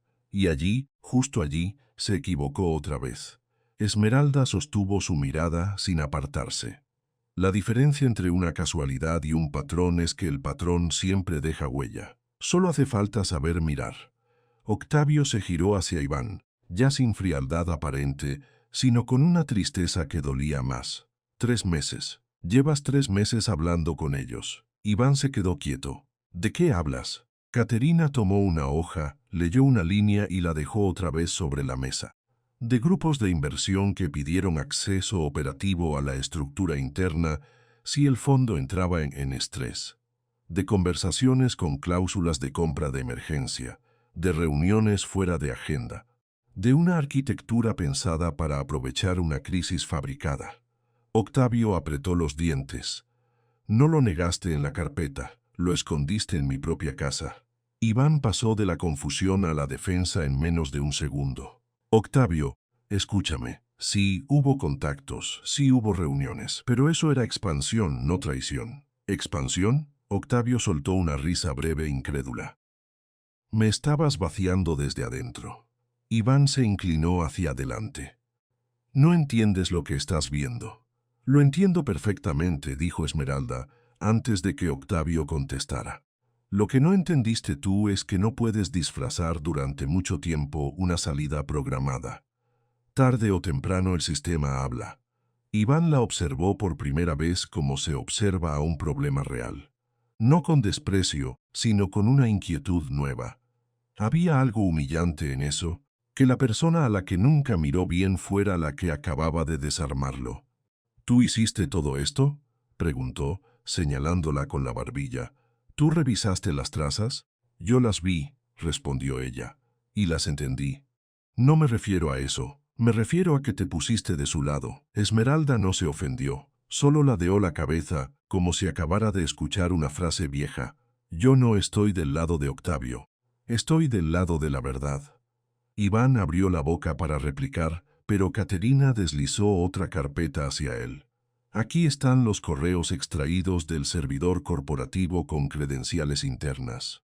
Hay un patrón de mensajes que coincide con su acceso a los sistemas y con los movimientos del fondo externo. Si quiere discutirlo, hágalo con un perito encima de la mesa. Iván bajó la vista, leyó una línea, luego otra. El color comenzó a abandonarle la cara. Octavio lo vio y no sintió alivio. Sintió algo peor. La certeza de que la traición había tenido rostro durante años y ese rostro había estado cenando en su mesa, entrando a su casa, llamándolo hermano. ¿Por qué?, preguntó, casi en un murmullo. Iván no respondió de inmediato. Octavio, ¿por qué? La voz ya no tenía rabia, solo una clase de cansancio que nace cuando el dolor supera al orgullo. Iván se pasó la mano por el cuello, luego por la corbata. No era así al principio.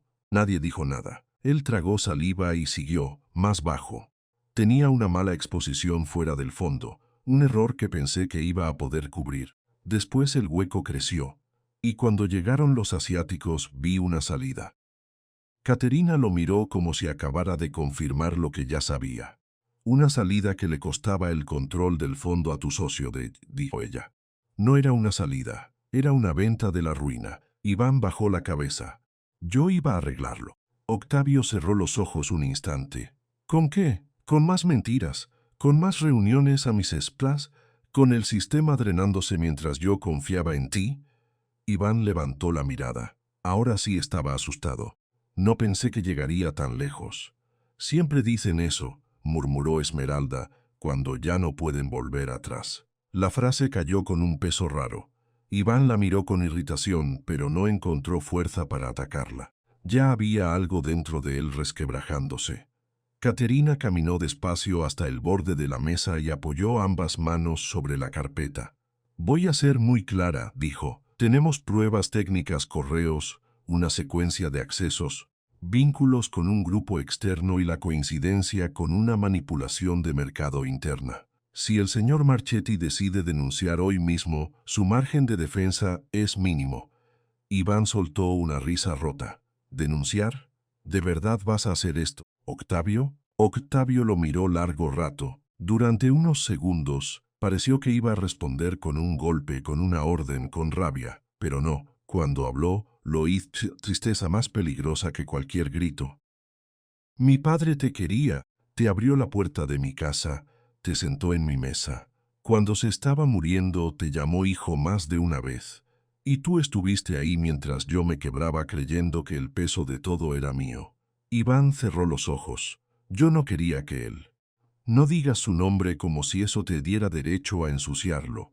Lo cortó Octavio, esta vez sí con dureza. El silencio fue tan limpio que hasta el aire pareció detenerse. Iván se reclinó en la silla, derrotado por primera vez. Ya no tenía el cuerpo de un socio, tenía el de un hombre atrapado. Esmeralda vio ese derrumbe con una mezcla rara de distancia y humanidad. Sabía que estaba viendo una caída merecida, pero también sabía lo que cuesta desmoronarse frente a otros. No apartó la vista, aunque no le ofreció consuelo. Caterina abrió la carpeta final. Hay algo más, dijo. El fondo extranjero pidió reunión formal hoy a primera hora. Ya saben que la estructura está inestable. Eso significa que esperaban la crisis o la provocaron con anticipación. Octavio clavó los ojos en Iván. ¿Les avisaste tú? Iván no contestó, pero su silencio fue suficiente. Octavio dio un paso atrás. Por un momento, el hombre que había construido una empresa entera pareció cansado de sostener el propio cuerpo. Necesito un minuto, dijo, muy bajo. Caterina entendió enseguida. No, necesitas decidir ahora. Si se levanta de esta silla con una versión distinta a la verdad, todo esto se cae, y no solo para ti. Iván se pasó una mano por la frente. ¿Puedo colaborar? Nadie habló. Él tragó saliva otra vez. Puedo entregar los accesos, los correos, los nombres del contacto externo. Puedo declarar que hubo una presión real. Puedo ayudar a reconstruir la secuencia. Octavio lo observó sin mover un músculo. Ahora sí. Iván alzó la vista, humillado. Ahora sí. Caterina lo dejó un segundo ahí, suspendido en su propia vergüenza. Entonces vas a firmarlo, dijo al fin, hoy mismo, y vas a hacerlo con tu abogado, frente a protocolo, no por generosidad, por responsabilidad. Iván asintió en silencio, pero no parecía aliviado. Parecía apenas consciente de que todavía le quedaba una salida mínima. Octavio se giró hacia la puerta interna del despacho contiguo y llamó a un asistente. Su voz salió más firme que antes. Que nadie entre, y que preparen la sala adjunta. Cuando volvió la vista a la mesa, sus ojos se detuvieron en Esmeralda. Ella estaba de pie, inmóvil, con la libreta pegada al pecho. Había hecho algo enorme y aún así seguía pareciendo discreta, como si el mundo no supiera todavía cómo colocarla en el lugar correcto. Octavio abrió la boca para decirle algo, pero el celular de ella vibró en ese momento. Fue un sonido pequeño, casi doméstico, pero cambió el clima de la sala. Esmeralda miró la pantalla. Su expresión se tensó apenas. Es Lucero, dijo. Octavio se apartó un poco, sin dejar de escuchar. Esmeralda atendió. Hija. La voz del otro lado llegó cargada de sueño, preocupación y una urgencia que todavía no sabía nombrarse. Mamá, ¿dónde estás? Llegué a casa y no estabas. Tu uniforme tampoco. Me llamaron del hospital y no entendí nada. ¿Estás bien? Esmeralda cerró los ojos un segundo. Había pasado tanto en unas horas que casi había olvidado que tenía una hija esperando noticias. Estoy bien, Lucero. No te asustes. Estoy en el edificio. ¿En el edificio? ¿Qué haces ahí todavía? Mamá, son casi las 6. Esmeralda miró a Octavio, luego a Caterina, luego al hombre roto frente a ella. Decir la verdad por teléfono le pareció imposible. Pasaron cosas. Cuando puedas te explico. No me digas pasaron cosas, respondió Lucero, ahora más despierta. ¿Estás llorando? Esmeralda abrió la boca, pero no encontró una mentira útil. No, sí, pero estoy bien. Del otro lado hubo una pausa breve y luego una decisión. Voy para allá. Lucero, no hace falta. Sí hace falta. Decime el piso. Esmeralda intentó negarse, pero ya era tarde. Lucero cortó sin esperar permiso. La mujer se quedó con el teléfono en la mano, quieta, mirando la pantalla como si acabara de oír un trueno cercano. Octavio se acercó con cuidado. Viene. Esmeralda asintió, pero no habló enseguida. No quería que me viera así. Así como, ella tardó un segundo, como alguien que dejó demasiado atrás. Octavio iba a responder, pero no pudo, porque en esa frase cabía todo lo que había estado callando durante años. Caterina, con la eficacia de quien sabe cuándo apartarse, recogió algunas hojas y se levantó. Voy a preparar lo de Iván, dijo. Ustedes dos, quédense aquí. Iván alzó la cabeza, pero ya no tenía nada que aportar. Lo acompañaron hacia la sala contigua con la misma frialdad administrativa con la que se retira un documento sensible. No hizo falta esposarlo. No todavía. La humillación era suficiente por el momento. Cuando la puerta volvió a cerrarse, el despacho quedó en silencio. Esmeralda se sentó por primera vez desde el inicio del enfrentamiento. Tenía las manos frías. Octavio permaneció de pie unos segundos, incapaz de volver a tocar nada. Su hija va a llegar en minutos, dijo él. Sí. ¿Quiere que me vaya? Esmeralda negó con la cabeza. No. Si entra y me ve sola, me va a hacer preguntas que todavía no sé contestar. Octavio sonrió apenas, con una tristeza cansada. Entonces me quedo. Ella respiró hondo. El teléfono aún estaba sobre la mesa. No tardó en volver a sonar, esta vez desde el ascensor del edificio. Don Próspero avisaba que una joven acababa de subir al piso 32. Lucero avanzó por el corredor en silencio, con el cabello recogido a medias y una mochila colgando del hombro. Traía la cara lavada a medias por el apuro, los ojos abiertos de más, y esa expresión que tienen los hijos cuando algo les rompe la rutina de manera definitiva. El portero le indicó la dirección con un gesto suave, como si llevara toda la vida preparando ese momento. Cuando llegó al umbral del despacho se detuvo. Vio a su madre sentada junto al escritorio, más quieta de lo normal. Vio a Octavio de pie, serio, respetuoso, a un lado. Vio papeles, pantallas apagadas, una sala que ya no tenía el mismo aire que en la televisión de las oficinas lujosas. Y entonces vio a su madre de verdad. No la limpiadora, no la mujer cansada que volvía de noche. Vio a la mujer que estaba temblando por dentro sin querer mostrarlo. Mamá. Esmeralda se puso de pie enseguida. No corrió, no hizo drama. Solo caminó hacia ella con los ojos húmedos y el cuerpo entero lleno de una ternura antigua. Lucero se le quedó mirando un segundo, como si no entendiera por qué la cara de su madre estaba así. ¿Qué pasó? Esmeralda la abrazó primero, fuerte, con esa fuerza que solo tienen las madres que han esperado años para volver a sostener algo que creían perdido. Lucero se quedó rígida apenas un instante. Después aflojó, le hundió el rostro en el hombro y dejó salir el aire de golpe. «Me asustaste», murmuró. «Lo sé, hija». «Perdón». Lucero se separó un poco para mirarla. «¿Por qué estás llorando?» Esmeralda le acarició el cabello con una mano temblorosa. «Porque ya no sé esconderme delante de vos». La frase dejó a Lucero inmóvil.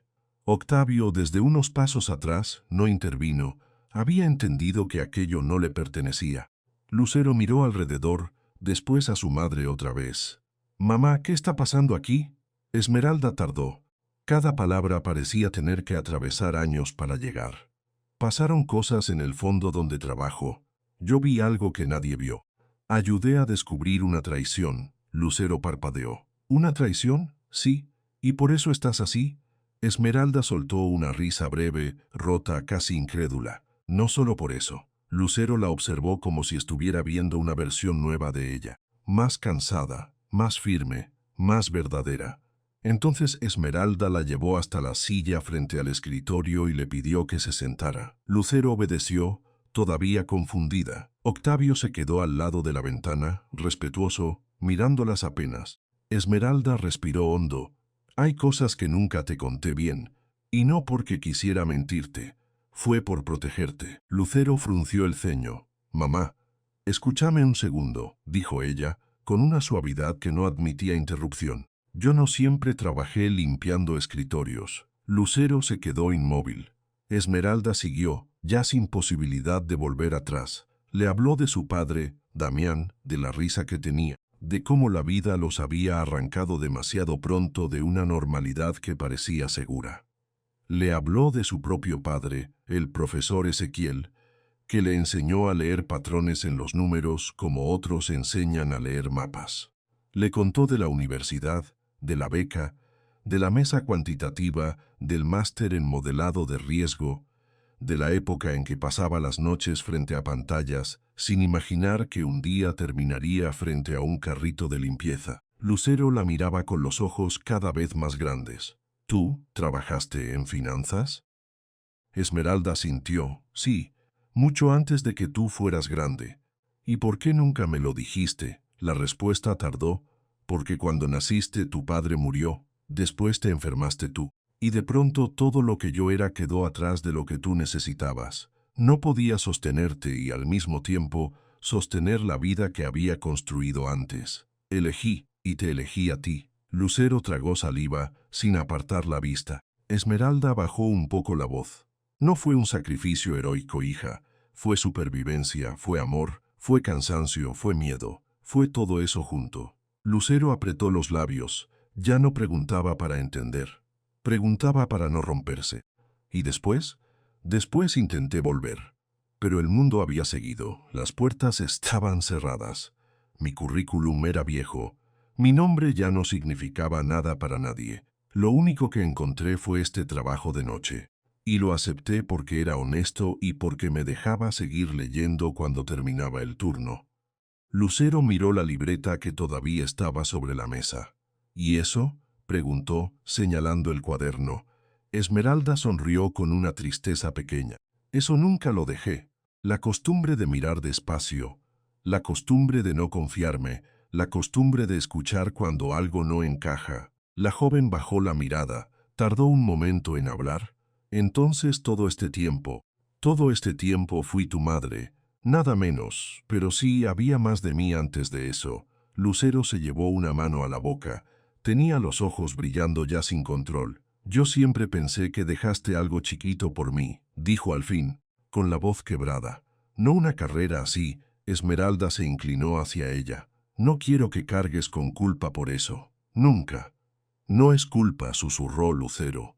Es que me da vergüenza no haber sabido. Esmeralda la miró con firmeza suave. No te dé vergüenza. Te debía la verdad cuando fueras capaz de sostenerla, y hoy creo que ya podías. Lucero dejó caer la cabeza y lloró sin pudor. No de tristeza sola, también de orgullo y de amor. Y de esa sensación extraña que aparece cuando descubres que la persona que más quieres era mucho más grande de lo que imaginabas. Octavio, desde su rincón, desvió la vista hacia la ventana para darles privacidad. Pero no pudo evitar pensar en su propio padre, en las cosas que uno entiende tarde. Lucero levantó la cara al cabo de un rato. ¿Y el señor?, preguntó mirando a Octavio. Él volvió hacia ellas con un gesto contenido. Octavio, dijo Esmeralda. Él fue quien me escuchó cuando todo esto empezó. Lucero lo miró con cautela y luego con una cortesía espontánea. Gracias por llamar a mi mamá. Octavio negó despacio. Gracias a ella. Tu madre me salvó de algo peor que perder dinero. Lucero se volvió a Esmeralda. ¿Qué pasó exactamente aquí? Esmeralda pensó un instante y decidió no esconderle más de lo necesario. Descubrí que alguien del fondo estaba traicionándolo. Ayudé a probarlo y ayudé a que no destruyeran lo que otros habían construido durante años. Lucero la observó en silencio, todavía procesando. Siempre supe que eras inteligente, dijo al fin, casi como un reproche cariñoso, solo que no sabía cuánto. Esmeralda soltó una sonrisa real por primera vez desde la madrugada. Ni yo sabía cuánto tiempo iba a tardar el mundo en enterarse. Lucero rió entre lágrimas y ese sonido alivió algo en la habitación. En ese momento, la puerta se abrió apenas y Caterina asomó la cabeza. El abogado de Iván ya llegó, anunció. Vamos a empezar la protocolización. Octavio asintió. Luego miró a Esmeralda y a Lucero. Vamos a estar ocupados un rato, dijo. Pero ustedes no tienen por qué quedarse aquí si no quieren. Lucero miró a su madre. Yo me quedo contigo. Esmeralda le apretó la mano. Entonces yo también. Caterina sonrió con una aprobación breve y se retiró. Antes de salir, Octavio se detuvo junto al escritorio y dejó una carpeta cerrada frente a Esmeralda. No la abras todavía, le dijo. Más tarde. Ella lo miró, desconfiada. ¿Qué es? Algo que te debía desde antes de que yo supiera tu nombre completo. Lucero levantó una ceja curiosa, pero Octavio no explicó más. Se fue al pasillo, dejando a madre e hija solas por primera vez desde que Lucero había entrado al despacho. Esmeralda respiró hondo. Lucero se puso de pie y la abrazó otra vez, esta vez con más calma, como si estuviera acomodando dentro de sí una verdad nueva. Mamá, susurró, ¿me prometes algo? Lo que quieras, que ya no te vas a esconder. Esmeralda cerró los ojos. Tardó un poco en responder. Voy a intentarlo. Lucero se apartó apenas para verla mejor. No, promételo bien. Esmeralda sonrió con lágrimas en la cara. Te lo prometo. Lucero apoyó la frente en la de ella. Y por primera vez en muchísimo tiempo, Esmeralda sintió que el peso de tantos años de silencio aflojaba un poco.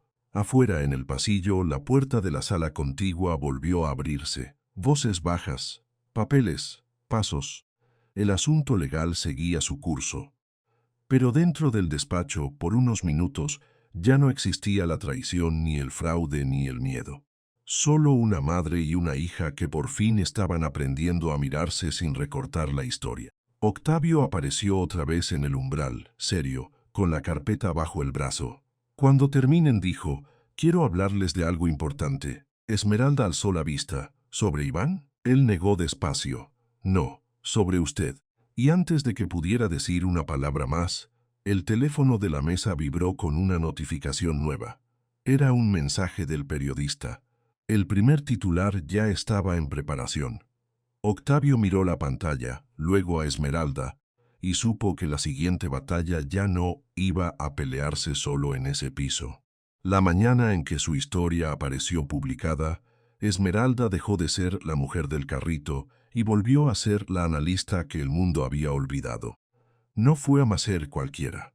En la pantalla del teléfono de Lucero, entre mensajes de la universidad y alertas de turno, apareció el enlace al reportaje de Mateo. Ella lo abrió antes siquiera de servirse café, y las primeras líneas bastaron para que se le cambiara la respiración. No era un texto escrito para hacer ruido. Era una pieza limpia, seria, con el respeto exacto que una historia así merecía. El título no hablaba de escándalo, hablaba de ella. Esmeralda, todavía en la cocina de su pequeño departamento, con el pelo recogido a medias y una taza caliente entre las manos, tardó varios segundos en atreverse a mirar la pantalla. Lo hizo como si esperara encontrar una exageración, una licencia periodística, una versión embellecida por la distancia. Pero no, allí estaba su nombre completo. Allí estaban sus estudios, su carrera, su tesis, su abandono, su regreso. Y también estaba lo que más le costaba leer, la parte donde se contaba que había sido invisible durante años. Lucero levantó la vista desde el sofá y la miró con una mezcla de orgullo y asombro que le humedeció los ojos sin querer. «Mamá, eres tú», dijo, casi en un susurro. Esmeralda sonrió apenas, como si todavía no terminara de creerlo. «Sí, hija, parece que sí». La publicación no tardó en salir del pequeño círculo financiero y entrar en otra corriente más grande. Primero la compartieron en grupos de analistas. Después la comentaron en universidades. Más tarde comenzaron a llegar llamadas de excompañeros que habían dejado de escribirle hacía años. Algunas eran disculpas torpes, otras simples silencios llenos de vergüenza. Un par de profesores europeos, ya jubilados, enviaron mensajes breves en los que decían que todavía recordaban a aquella alumna que entendía los modelos antes de terminarlos de explicar. Esmeralda leyó todo eso sin responder de inmediato.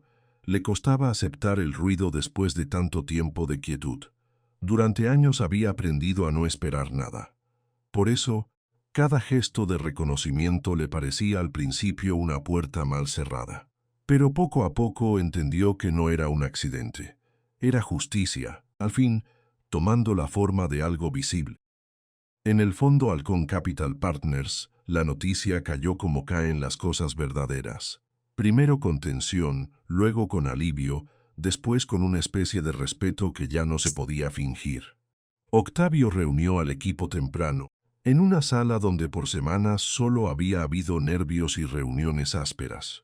Esta vez habló sin grandilocuencia, con esa seriedad suya que ya no necesitaba demostrar autoridad.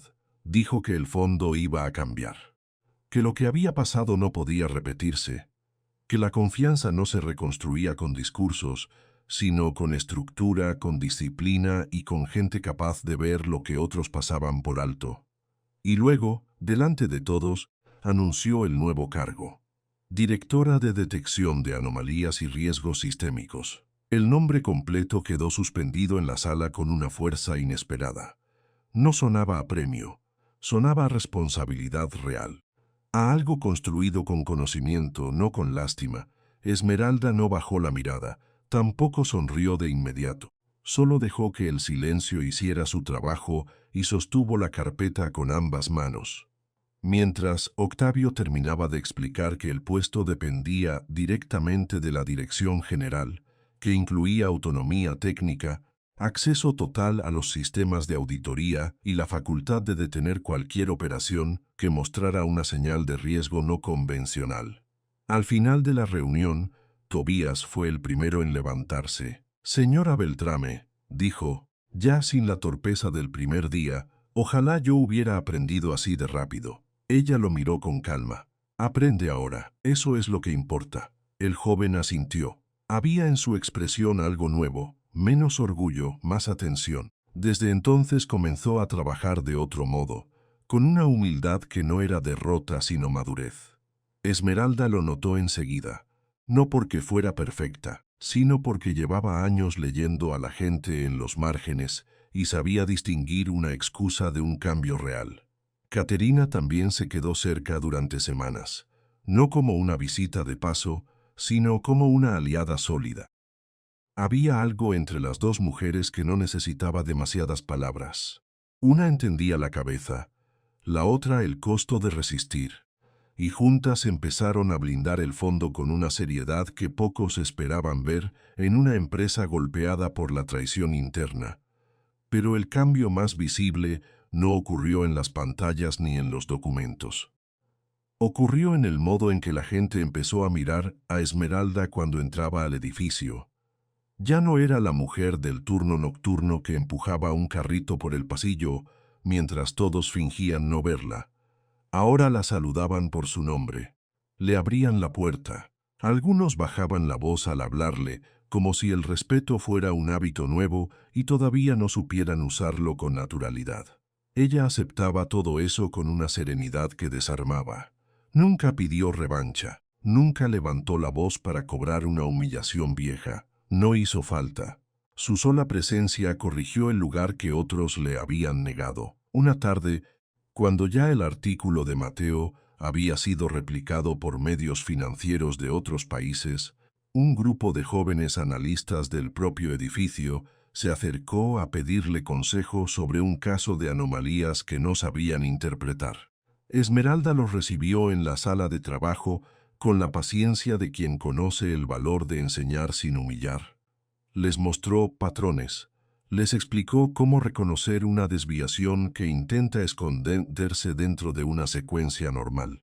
Les habló de ruido estadístico, de rutinas artificiales, de la diferencia entre un fallo y una intención. No lo hizo como una profesora distante. Lo hizo como alguien que sabe cuánto cuesta aprender cuando el mundo no te deja sitio. Al terminar, una de las chicas más jóvenes, recién egresada, le preguntó si alguna vez había pensado en volver por completo a la academia. Esmeralda tardó unos segundos en responder. «Pensé muchas veces que ya era tarde», dijo. Pero el tiempo no borra lo que uno sabe. Solo lo deja esperando en silencio. Lucero, mientras tanto, atravesó su propio proceso. Leer la historia de su madre publicada con tanta claridad la conmovió más de lo que esperaba. Durante días caminó con una especie de orgullo silencioso, como si por fin hubiera encontrado una parte de sí misma que llevaba años ausente. En el hospital, una residente mayor la vio corrigiendo una pauta con especial cuidado y le dijo que tenía la misma concentración que su madre cuando analizaba algo importante. Lucero sonrió todo el día. Por la noche, volvió a casa y se sentó frente a Esmeralda con el reportaje impreso en la mano. Había subrayado una frase. Abandonó la carrera para salvar a su hija. No me gusta cómo suena eso, dijo. Esmeralda alzó la vista. ¿Por qué? Lucero dejó el papel sobre la mesa. Porque parece que te quitaste algo. Y yo sé que no, yo sé que me elegiste. Esmeralda sintió un nudo en la garganta. Lucero tenía esa manera de decir las cosas que a veces rompía más que cualquier reproche. No por dureza, sino por claridad.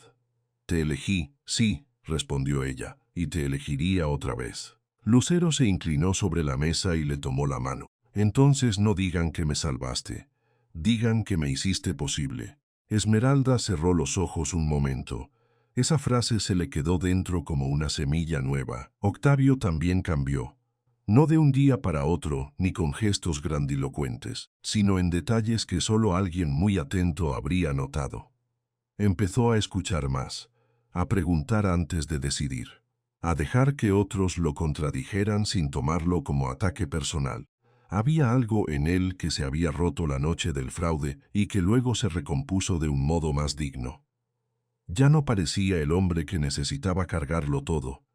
Parecía, por fin, uno que entendió que un fondo no se sostiene solo con ambición, sino con criterio y con gente a la que de verdad se le escucha. Una mañana se presentó en la oficina de Esmeralda con una carpeta bajo el brazo y un café recién hecho en la otra mano. No es una visita formal, dijo, apoyándose en el marco de la puerta. Vine a enseñarte algo. Ella levantó la vista del monitor. Eso suena a problema. O a reparación. Le entregó la carpeta. Dentro había una propuesta de programa interno de becas y imputaría a hijos e hijas de empleados del fondo y de los servicios asociados. La primera línea llevaba un nombre que a Esmeralda le apretó el pecho. Fundación Renato Marchetti. Había una explicación breve. El proyecto buscaba abrir oportunidades a jóvenes con talento técnico, sin importar su origen ni el trabajo de sus familias. Medicina, ingeniería, matemática aplicada, ciencias de datos. Lo que hiciera falta para que nadie volviera a esconder su capacidad por vergüenza o por necesidad. Esmeralda pasó las páginas despacio. Esto no es solo una idea bonita, dijo. No, respondió Octavio. Es una deuda bien pagada. Ella alzó la vista. No me debes nada. Octavio negó con una calma que ya no tenía nada de defensiva. No hablo solo de ti. Hablo de todo lo que este edificio no vio durante años. Hablo de la arrogancia, de la costumbre de mirar el uniforme antes que a la persona. Tu historia lo dejó en evidencia. Sería una cobardía no actuar. Esmeralda bajó la carpeta y sonrió apenas. Tu padre estaría orgulloso. La expresión de Octavio cambió con esa frase. Siempre que alguien nombraba a su padre, algo en él se volvía más sereno. Eso espero, dijo. A veces pienso que me costó demasiado volver a esa parte de mí, pero volviste, sí, admitió él, y ayudaste a que ocurriera. Ese mismo día, en el ascensor, don Próspero la miró entrar con su nueva tarjeta de acceso y negó con una sonrisa cansada. Mire usted, señora Esmeralda. Ella se giró hacia él. ¿Qué pasa, don Próspero?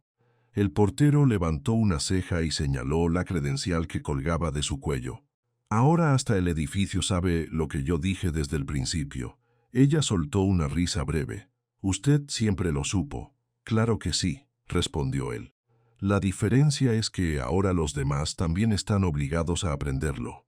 En el reportaje de Mateo, el enfoque nunca se perdió. No convirtió a Esmeralda en un símbolo vacío ni en una heroína de papel. La mostró humana, mostró el cansancio, el abandono, La inteligencia preservada en secreto, la maternidad como decisión radical y amorosa, el costo de desaparecer para que otro pudiera crecer. Por eso la historia no se olvidó al tercer día. Al contrario, se siguió leyendo porque no era una anécdota, era un espejo. Llegaron invitaciones para dar charlas. Algunas universidades la querían en seminarios sobre riesgo sistémico. Otras pedían su nombre para mesas de mujeres en finanzas. Ella aceptó pocas cosas, solo las que sintió que valían la pena. No quería convertirse en una figura decorativa de inspiración fácil. Quería trabajar, construir, corregir sistemas, ayudar a que las generaciones siguientes no tuvieran que esconderse tanto tiempo. Una noche, ya con el fondo más estable y el área técnica reorganizada, Esmeralda regresó al viejo despacho que durante meses había sido escenario de todo. Ya no había sombra de Iván allí. La oficina había quedado vacía por decisión de Octavio, como una especie de recordatorio sobrio de lo que ocurre cuando se rompe la confianza.